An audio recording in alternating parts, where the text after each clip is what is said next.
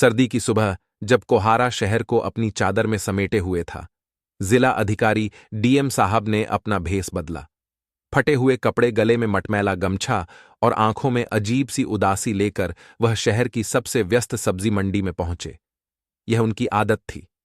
समाज के अनदेखे कोनों में जाकर हकीकत को खुद देखना। मंडी में हलचल थी। बड़े बड़े व्यापारी ऊंची आवाज में मोल भाव कर रहे थे। छोटे दुकानदार अपनी जगह बनाए रखने के लिए झगड़ रहे थे, पर डीएम साहब की नजरें कुछ और ही ढूंढ रही थीं। उन्होंने मंडी में कोने को तक नजर दौड़ाई। तभी एक काला वाहन तेजी से मंडी के पीछे बने गोदाम की ओर जाते देखा। डीएम साहब धीरे धीरे उस ओर बढ़े। वहां कुछ मजदूर भारी बोरियां उठा रहे थे, जिन पर नकली सरकारी मोहरें लगी हुई थीं। उन्होंने महसूस किया कि यह सरकारी राशन था, जो मंडी में काले बाजार के लिए लाया गया था। उनकी आंखों में गुस्सा था, पर वह कुछ बोले नहीं। तभी उनकी नजर एक छोटी लड़की पर पड़ी, जो एक कोने में बैठी रो रही थी। उसकी मां को मंडी के ठेकेदार ने पैसे न चुकाने के जुर्म में बंधक बना लिया था। डीएम साहब ने उससे बात की और उसे दिलासा दिया कि सब ठीक हो जाएगा। आगे बढ़ते हुए डीएम साहब ने देखा कि मंडी के एक हिस्से में शराब की अवैध बिक्री हो रही थी। वहां कुछ पुलिसकर्मियों को भी देखा, जो इन सब में शामिल थे। उनका दिल धक धक करने लगा। अब यह सिर्फ भ्रष्टाचार नहीं था, यह पूरे तंत्र की साजिश थी। जैसे ही वह मंडी से बाहर निकलने वाले थे, एक आदमी ने उन्हें गौर से देखा और वह शायद उन्हें पहचान गया था। अचानक वह मंडी में ठेकेदारों को बुलाने दौड़ा। डीएम साहब ने तेजी से वहां से निकलने की कोशिश की, लेकिन उनके पीछे लोग जुटने लगे। भागते हुए डीएम साहब ने उस बच्ची को ढूंढने लगे, जिसे उन्होंने मदद का वादा किया था, लेकिन वह कहीं नजर नहीं आई। मंडी में शोर मच गया था कि कोई सरकारी आदमी हमारे बीच भिखारी बनकर आया है। डीएम साहब किसी तरह मंडी से बाहर निकले। उनकी आंखों में गुस्सा और दुख दोनों थे। शहर में जो अराजकता उन्होंने देखी थी, वह उनके हौसलों को छीड़ रही थी। वह सोचते रहे कि उस बच्ची और उसकी मां का क्या हुआ होगा। रात का वक्त था। डीएम साहब अपने दफ्तर में अकेले बैठे उन दृश्यों को याद कर रहे थे जो मंडी में उन्होंने देखे थे। काली बाजार का जाल, मासूम बच्ची की बेबसी और पुलिस की मिली भगत ने उन्हें भीतर तक झकझोर दिया था। उनके हाथ में वह छोटी सी गुड़िया थी, जो बच्ची रोते हुए वहीं छोड़ गई थी। यह गुड़िया उनकी उम्मीद और जिम्मेदारी का प्रतीक बन गई थी। अगली सुबह डीएम साहब ने बिना किसी को बताए अपनी टीम को तैयार किया। यह छापा गोपनीय था। वह खुद भी किसी पर भरोसा नहीं करना चाहते थे। जैसे ही टीम मंडी में दाखिल हुई, सारा खेल उजागर हो गया। नकली राशन के बोरे से भरा बादाम और अभय शराब की भटियां वहां मिली। कई पुलिसकर्मी और मंडी के ठेकेदार पकड़े गए, लेकिन बच्चे और उसकी मां का कोई पता नहीं चला। डीएम साहब अब एक नए शक में थे। उन्हें लगा कि वह बच्ची और उसकी मां को ठेकेदार ने कहीं छिपा दिया होगा। तभी उनके निजी नंबर पर एक अनजान कॉल आया। दूसरी तरफ एक भारी आवाज थी, आपने मंडी में बहुत बड़ा खेल बिगाड़ दिया है। अगर अपनी और उस बच्ची की जान बचानी है तो इस मामले से दूर रहे। डीएम साहब ने उस नंबर को ट्रेस करने के आदेश दिए। पता चला कि कॉल एक सुनसान इलाके से आई थी। वह खुद अपनी गाड़ी लेकर वहां पहुंचे। उनके साथ सिर्फ उनके सबसे भरोसेमंद गांठ थे। वहां एक पुराना गोदाम मिला। जैसे ही वह अंदर दाखिल हुए, उन्हें एक और बड़ा झटका लगा। गोदाम में कई मजदूर बंधुआ मजदूरी करते मिले। उनमें से एक महिला ने बताया कि वह बच्ची की मां है। उसकी आंखों में आंसू थे, लेकिन उसकी बेटी वहां नहीं थी। महिला ने कहा, उन्होंने मेरी बेटी को कहीं और ले जाया है। मुझे धमकी दी गई कि अगर मैंने कुछ कहा तो उसे मार देंगे। डीएम साहब ने तुरंत पुलिस की एक बड़ी टीम बुलाकर उस गोदाम को सील करा दिया। महिला ने बताया कि ठेकेदार का मुख्य अड्डा शहर से बाहर एक पुरानी फैक्ट्री में है। बिना समय गवाए डीएम साहब अपनी टीम के साथ वहां पहुंचे। फैक्ट्री के अंदर घुसते ही माहौल घना हो गया। अंधेरे में एक कमरे से हल्की हल्की रोने की आवाज आ रही थी। डीएम साहब ने दरवाजा खोला तो देखा बच्ची रस्सियों से बंधी हुई थी, लेकिन तभी उनके पीछे बंदूक की नली महसूस हुई। ठेकेदार उसके आदमी वहां पहले से मौजूद थे। आपने हमें बहुत परेशान कर दिया साहब, अब आप और ये बच्ची यहीं खत्म हो जाएंगे। ठेकेदार ने थका लगाया। तभी अचानक डीएम साहब के साथ आई। टीम ने ढाबा बोल दिया, गोलीबारी हुई, लेकिन अंत में ठेकेदार उसके आदमी पकड़े गए। बच्ची को सुरक्षित बाहर निकाला गया। बच्ची को उसकी मां के पास पहुंचाया गया। उस मां की आंखों में कृतज्ञता थी, लेकिन डीएफ साहब के चेहरे पर संतोष के साथ एक गहरी चिंता भी थी। उन्होंने महसूस किया कि यह सिर्फ एक मंडी की कहानी नहीं थी, बल्कि सिस्टम की गहरी जड़ें सड़ चुकी थीं। डीएम साहब अपनी गाड़ी में बैठकर लौट रहे थे। बच्ची की मुस्कुराहट और उसकी मां की उम्मीद उनके मन में गूंज रही थी, लेकिन एक सवाल अब भी पीछा कर रहा था। क्या यह अंत था या एक नई शुरुआत? डीएम साहब ने बच्चे और उसकी मां को सुरक्षित पनाह दी, लेकिन ठेकेदार उसके गुंडों के पकड़े जाने के बाद भी मंडी की सच्चाई उन्हें बेचैन कर रही थी। ऐसा लगता था कि जैसे यह केवल एक छोटा सा सिरा था और पूरा जाल अब भी अदृश्य था। उन्होंने तुरंत एक गुप्त जांच दल बनाया, लेकिन जल्द ही उन्हें एहसास हुआ कि यह लड़ाई अकेले उनकी एट नहीं थी। डीएम साहब के ऑफिस में एक अनजाना लिफाफा पहुंचा। उसमें मंडी से जुड़े बड़े व्यापारियों और राजनेताओं के नाम थे। यह एक विस्फोटक जानकारी थी, लेकिन इसमें एक चेतावनी भी दी गई थी। अगर यह सच बाहर आया तो कई मासूमों की जान जाएगी। डीएम साहब अब दोहरे पर खड़े थे। क्या वह इस सच को उजागर करें और अपनी जान जोखिम में डालें, या इंतजार करें और सबूत जुटा रहे? तलाशी के दौरान पता चला कि ठेकेदार का संबंध सिर्फ मंडी तक सीमित नहीं था। शहर के बड़े रसूखदार लोगों से उसके गहरे रिश्ते थे। डीएम साहब को यकीन हो गया कि यह पूरा सिस्टम भ्रष्टाचार के मकड़ जाल में फंसा हुआ है। एक डीएम साहब को पता चला कि वह बच्ची और उसकी मां अचानक गायब हो गई हैं। वह जिस सुरक्षित स्थान पर थी, वहां से कोई सुराग नहीं मिला। यह खबर डीएम साहब के लिए झटका थी। उनकी सबसे बड़ी गवाह अब नहीं थी, लेकिन सवाल यह था कि उन्हें कौन ले गया। डीएम साहब ने मंडी में एक बार फिर भिखारी के बेस में जाने का फैसला किया। इस बार उनकी आंखों में पहले से ज्यादा सतर्कता थी। वह मंडी के पीछे एक पुराने कमरे में पहुंचे, जहां उन्होंने कुछ मजदूरों से बातचीत करते हुए सुना। अगर साहब और गहरे गए तो उन्हें भी यहां से हमेशा के लिए गायब कर दिया जाएगा।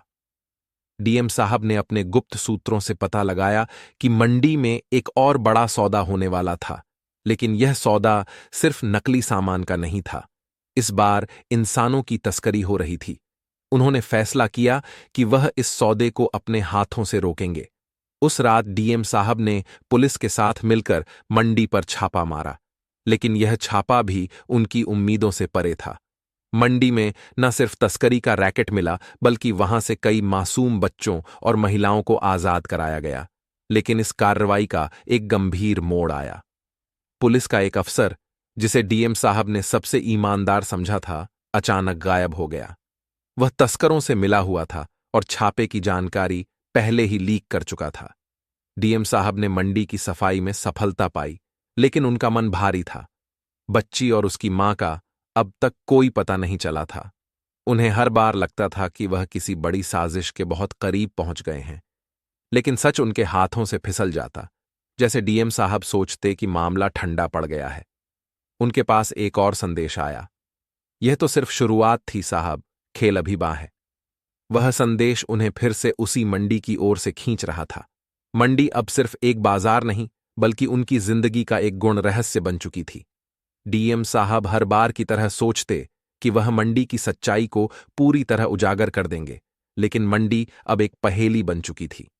हर बार जब वह साजिश की एक परत खोलते, उसके नीचे एक और रहस्य छिपा मिलता। बच्ची और उसकी मां के गायब होने के बाद उनके लिए यह मामला व्यक्तिगत हो गया था। एक दिन डीएम साहब को उनके दफ्तर में एक अजनबी मिला। वह आदमी आमी फटे पुराने कपड़े पहने था और उसकी आंखों में डर बसा हुआ था। उसने कहा, साहब, मैं उस मंडी के जाल से बचकर आया हूं। वहां और भी लोग फंसे हुए हैं, लेकिन अगर आपने मुझे देखा तो वह मुझे मार देंगे। उसने एक डायरी डीएम साहब को दी और तुरंत भाग गया। डायरी में मंडी में होने वाले हर अवैध सौदे का वर्णन था। साथ ही उसमें कुछ ऐसे नाम लिखे थे जो शहर के रसूखदार और सफेद पोश लोगों से जुड़े थे। डीएम साहब अब समझ चुके थे कि यह सिर्फ मंडी का मामला नहीं था, यह पूरी व्यवस्था पर लगा। एक काला धब्बा था। बच्ची और उसकी मां का पता लगाने की कोशिश में डीएम साहब ने डायरी में लिखे ठिकानों पर छापे मारे। एक एक करके उन्होंने कई लोगों को आजाद कराया, लेकिन उस मां बेटी का कोई सुराग नहीं मिला। हर बार उन्हें बस कुछ सुदुंदे निशाल मिलते, जो एक नई जगह की ओर इशारा करते। एक दिन डीएम साहब को पता चला कि मंडी के कुछ व्यापारी उन पर हमला करने की साजिश रच रहे हैं। उन्हें अपने ही ऑफिस में किसी का भरोसा नहीं रहा।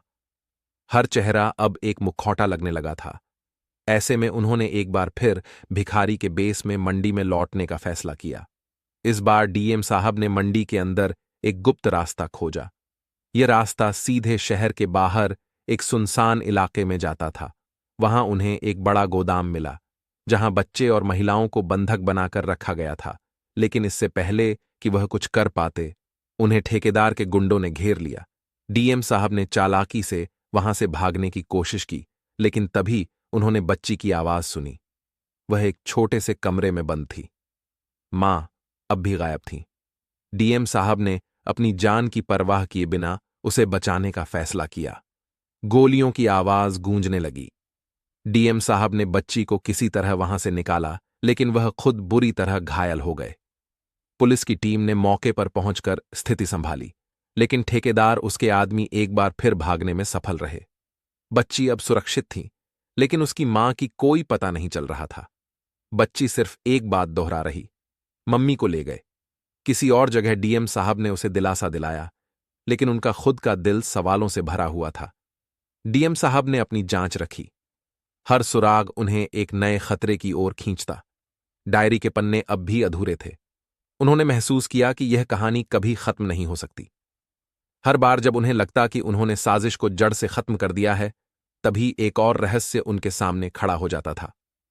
डीएम साहब अब तक अपनी पूरी ताकत और हिम्मत के साथ मंडी की साजिश को उजागर करने में लगे थे। बच्चे को सुरक्षित निकालने के बाद भी उसकी मां का पता न लग पाना उनके लिए गहरी टीस बन चुकी थी। डायरी के पन्ने और गवाहों के बे उन्हें ठेकेदार के असली अड्डे तक पहुंचा चुके थे, लेकिन वहां पहुंचना आसान नहीं था। डीएम साहब ने ठेकेदार को पकड़ने और पूरे रैकेट को खत्म करने के लिए एक जाल बिछाया। उन्होंने अपने कुछ भरोसेमंद अफसरों और जवानों को साथ लेकर गुप्त मिशन की तैयारी की। प्लान यह था कि ठेकेदार के अड्डे पर छापा मारकर न केवल उसे गिरफ्तार किया जाए, बल्कि वहां से बंधक बनाए गए सभी लोगों को बचाया जाए। रात के सन्नाटे में डीएम साहब की टीम ठेकेदार के अड्डे पर पहुंची। यह अड्डा एक सुनसान इलाके में स्थित था, जब जहां जाने का कोई आसान रास्ता नहीं था। अंदर दाखिल होते ही टीम ने देखा कि कई महिलाएं और बच्चे लोहे के जंजीरों में कैद थे। ठेकेदार और उसके गुंडों ने डीएम साहब की टीम पर हमला करने की कोशिश की, लेकिन इस बार डीएम साहब पूरी तैयारी के साथ आए थे। कुछ देर की मुखभेड़ के बाद ठेकेदार और उसके सारे आदमी गिरफ्तार हो गए। अड्डे की तलाशी के दौरान डीएम साहब ने एक छोटे से कमरे में उस बच्ची की मां को बेहोश पाया। बच्ची की मां अब तक तनाव से टूट चुकी थी, लेकिन जब उसे उसकी बेटी के पास ले जाया गया तो उसकी आंखों में एक नई चमक लौट आई। मां बेटी का मिलन वह पल था जिसने डीएम साहब को सुकून दिया। ठेकेदार के पकड़े जाने के बाद असली साजिश का खुलासा हुआ। मंडी में हो रहे इस काले खेल में बड़े राजनेताओं, व्यापारियों और यहां तक कि पुलिस के कुछ वरिष्ठ अफसरों का हाथ था। यह खुलासा शहर के लिए भूकंप जैसा था। डीएम साहब ने सभी साबूत इकट्ठा का ठेकेदार और उसके साथियों को अदालत में पेश किया। यह मामला पूरे देश में चर्चा का विषय बना। ठेकेदार और उसके गुंडों को कड़ी सजा मिली। मंडी को सरकारी निगरानी में ले लिया गया और वहां के हालात में सुधार शुरू हुआ। हालांकि डीएम साहब ने मंडी का गंदा खेल उजागर कर दिया था, लेकिन इस लड़ाई ने उनकी जिंदगी पर गहरा असर छोड़ा। उन्होंने समझा कि भ्रष्टाचार की जड़ें कितनी गहरी हैं। उन्होंने फैसला किया कि वह इस व्यवस्था को सुधारने के लिए अपनी पूरी जिंदगी लगा देंगे। डीएम साहब ने बच्ची और उसकी मां को एक नई जिंदगी की शुरुआत के लिए मदद दी, लेकिन जब वह अकेले बैठे तो उनके मन में एक सवाल गूंजता रहा, क्या मैंने सच में इस साजिश को खत्म कर दिया है? यह सिर्फ एक परत थी। कहीं ऐसा तो नहीं कि इससे बड़ा खेल अभी भी छुपा हुआ है? कहानी का अंत नहीं था, क्योंकि सच्चाई की लड़ाई कभी खत्म नहीं होती। लेकिन डीएफ साहब के प्रयासों ने यह साबित कर दिया कि एक ईमानदार कोशिश बड़े बदलाव का आधार बन सकती है। दोस्तों, आज की कहानी आपको कैसी लगी? कमेंट करके अपनी राय जरूर साझा करें। अगर यह कहानी आपको पसंद आई हो तो वीडियो को लाइक करें और चैनल को सब्सक्राइब करना न भूलें। साथ ही अपने शहर का नाम लिखकर हमें बताएं कि अगर आप डीएम साहब की जगह होते तो इस साजिश को रोकने के लिए क्या कदम उठाते। और याद रखें, सच्चाई की लड़ाई कभी खत्म नहीं होती। अगली बार फिर एक नई और प्रेरणादायक कहानी के साथ मिलेंगे। तब तक सतर्क रहें, सुरक्षित रहें। जय हिंद, जय भारत।